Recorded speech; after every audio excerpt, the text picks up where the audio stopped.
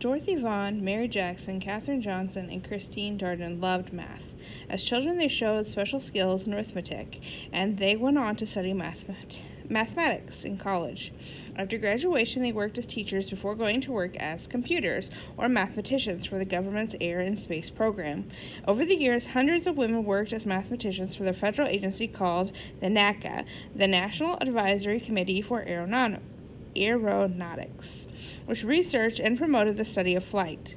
But these women were among many who distinguished themselves with their talents and hard work. Dorothy Vaughan was a pioneer. She joined the NACA in 1943, the first year the agency began hiring African American women as computers, and she was the first to be promoted into a management position. She was a role model for other women, and she helped to steer the careers of many talented women who were joining the NACA. Mary Jackson was the first African American woman to move up the ranks and become an engineer at the NACA. She was a fighter, standing up for herself and for other women who deserved the chance to prove themselves. Her work helped to make supersonic aircraft fly higher and faster.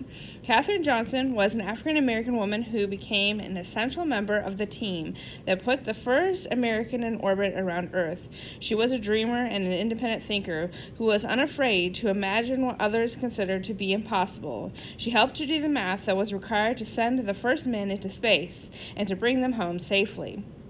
Christine Darden was an African American woman who became one of the world's leading experts on supersonic flight. She became the face of the next generation of female space scientists. Her groundbreaking research on predicting sonic booms is still used today.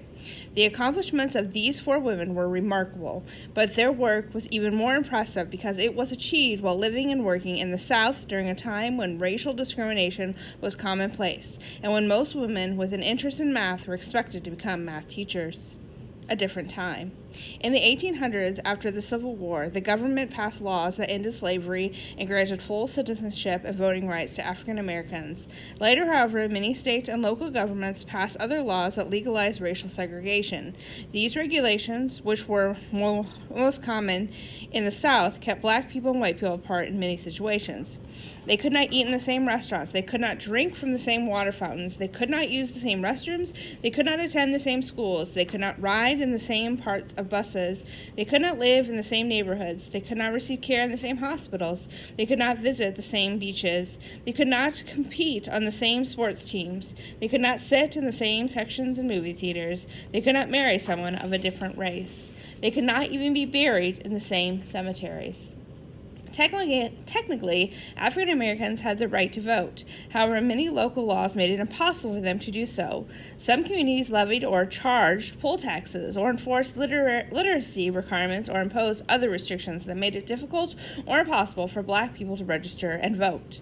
And since people who were not registered to vote weren't allowed to serve on juries or run for political office, many African Americans were deprived of these civil rights as well.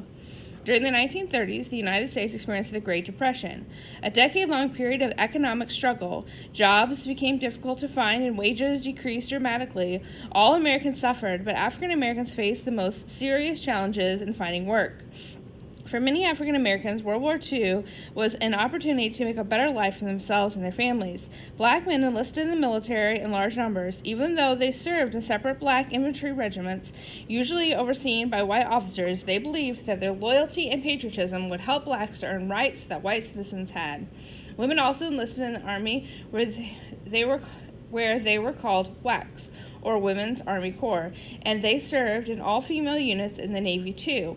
And for women like Dorothy Vaughan, Mary Jackson, Katherine Johnson, and Christine Darden, World War II opened the door to a career as a professional mathematician.